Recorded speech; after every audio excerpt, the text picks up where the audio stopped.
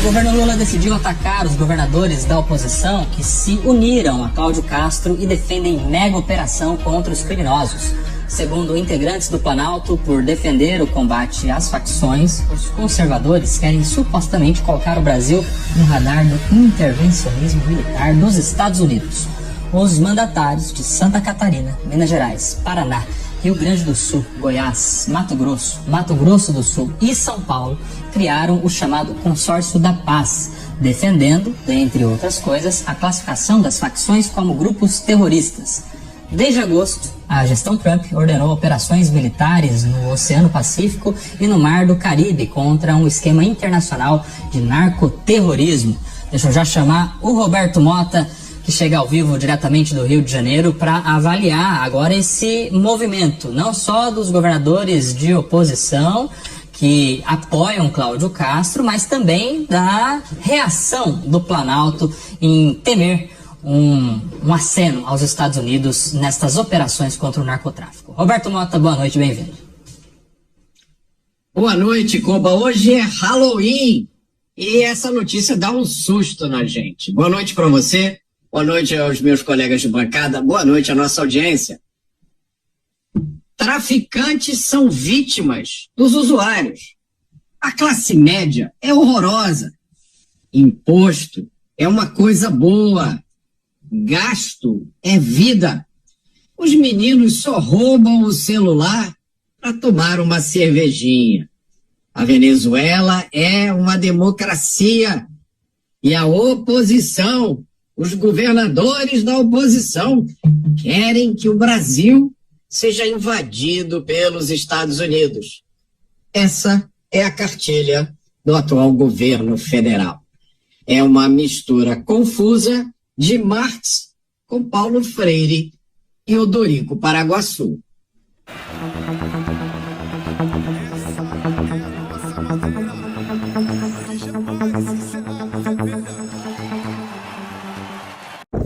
Hoje é dia 1º de novembro de 2025 e toda a jogada estratégica para a queda do Lula já está em andamento, né? Já está acontecendo. Para vocês que estão chegando agora e ainda não sabem o que está acontecendo, né? Os governadores, eles armaram um consórcio da paz, né? Onde visa juntar os estados contra o narcoterrorismo no Brasil. E qual é a intenção disso tudo, né? É fazer com que os Estados Unidos coloquem, né, suas forças militares aqui no país, né, para combater o narcoterrorismo no Brasil. É fato que Lula não quer que isso aconteça, né, porque se isso acontecer, todo o império, todo o mecanismo do Lula está em jogo, né, e daí o mecanismo do Lula pode literalmente cair, que é o que vai acontecer. Não adianta o Lula dar essa de que aqui no Brasil não há terrorista, de que as organizações criminosas não são terroristas. Não adianta, porque tudo o que acontece no Brasil em relação às facções criminosas, né, todas elas já foram mapeadas pelos Estados Unidos. Então não tem mais para onde o Lula correr. Não tem uma outra forma para o Lula. Um conselho que eu poderia dar para o Lula é que ele literalmente abandonasse o Brasil, caísse fora do país, né? Porque para ele a coisa não está muito boa, né? Preste atenção no que diz aqui, esta matéria aqui. Bora lá. Qual é o dano que pode causar para a estrutura do PT, de um governo de esquerda, reconhecer de fato que o que nós temos no Brasil são grupos terroristas? Bom, primeiro, se a gente estudar, né, a origem do Comando Vermelho, você vê que há sim uma origem ideológica. Houve uma promiscuidade de presos comuns com presos políticos. Eles no início tinham essa pegada de ideologia ligada à justiça social, mas isso se degringolou. Como a gente viu na própria guerrilha que ocupou a América do Sul, uma guerrilha que era comunista, voltada ao anti-americanismo, contra o capitalismo, e isso se degringolou ao ponto de se transformar numa organização narcoterrorista ligada especificamente ao narcotráfico no início, mas hoje que já foi para o sistema financeiro, exploração de ouro, faz ligações ali de lavagem com o terrorismo mais formal ali no Oriente Médio, junto ao Irã, ou seja, é uma bola de neve que se transformou em um business, em um negócio gigantesco.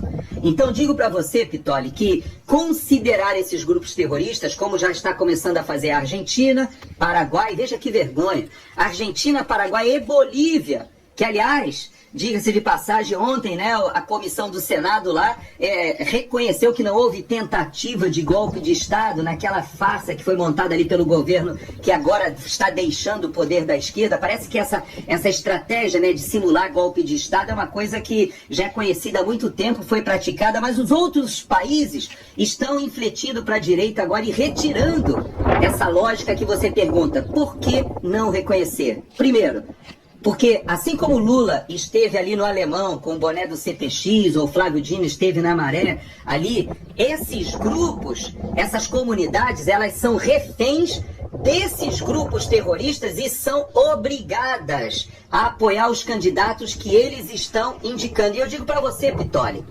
quando eu falo que só as Forças Armadas podem resolver isso, é por quê? Porque a Polícia Militar ela não tem efetivo e não tem, inclusive, capacidade logística de permanecer no terreno.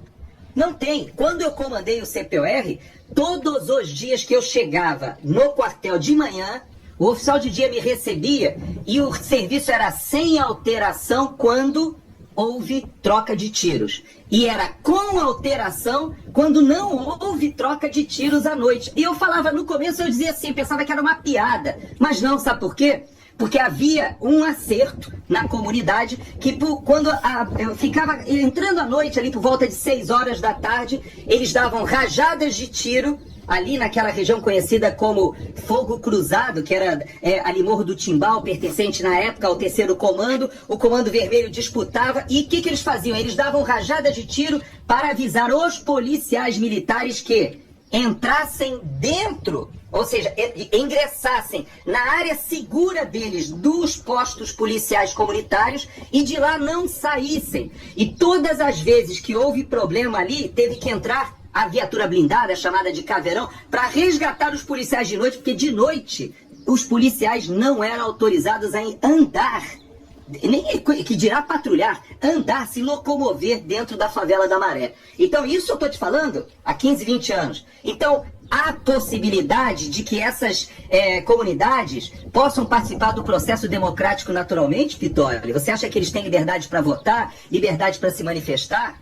E digo mais, se não houver a presença, e somente as Forças Armadas podem fazer, por quê? Porque no Alemão, assim como no Haiti, o que nós fizemos? Nós levamos tropas do Comando Militar da Amazônia, ficaram 6 meses no Rio de Janeiro. Levamos tropas do Comando Militar do Sul, ficaram 6 meses no Rio de Janeiro. Exatamente como nós fazíamos no Haiti. Quando uma tropa estava saindo do Alemão, outra já tinha participado de 2, 3 meses de treinamento para participar desse tipo de operação em território nacional, ou como nós participamos lá no Haiti. Ou seja, você não utilizava a tropa do Rio, que tem que voltar para casa, e muitas vezes os nossos soldados, praças, moram nas comunidades ocupadas por esses narcoterroristas. A única estrutura capaz de trazer militares para ficar 24/7 ali naquele local, sem sair nenhum minuto dali de patrulhar, de estar junto, de estar com inteligência, com operação psicológica naquele local, são as Forças Armadas. A polícia não tem essa capacidade. E é por isso que eu digo, para a retomada desses territórios, somente com as Forças Armadas. Então, te digo, Pitoli, a nossa solução, primeiro, está na troca desse governo, porque não há nenhuma convergência ideológica desse governo com as propostas de segurança pública que todos nós conhecemos que precisam ser feitas. Não há a menor possibilidade. E digo mais, houve o combate ao crime organizado dentro dessa doutrina.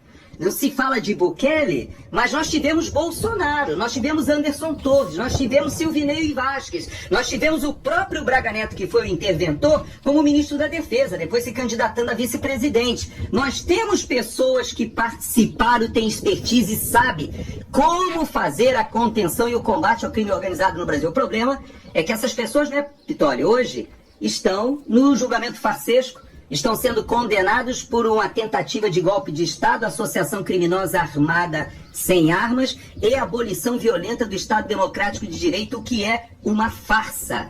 Esse julgamento político está afundando o país e está levando junto várias das nossas estruturas que foram feitas no governo passado de contenção, de combate ao crime organizado. E nós não podemos retroceder. Sabemos o caminho. Com certeza o caminho será que esse governo do PT, que retorna ao local do crime, com a corrupção não somente no INSS, não somente nas estatais, mas também na estrutura de conexão com esses criminosos que celebraram nos presídios quando o Lula foi eleito, com certeza. Mas não somente isso, nós temos ligações no Rio de Janeiro e em todos os estados hoje do crime organizado com o sistema político, e por que não dizer com o sistema judicial. O Poder Judiciário hoje tem promotores, juízes, desembargadores. Rio de Janeiro sabe quem são os desembargadores que no passado estavam associados com o crime organizado. A estrutura hoje avançou.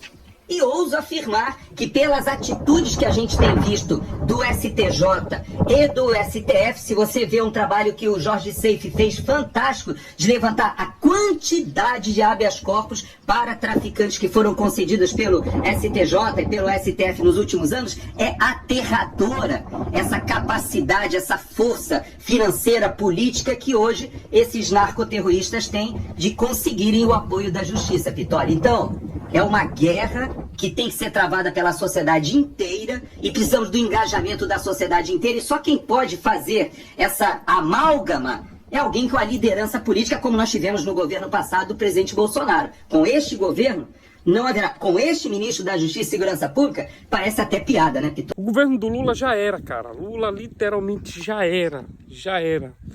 Né? É questão de tempo para o Lula cair.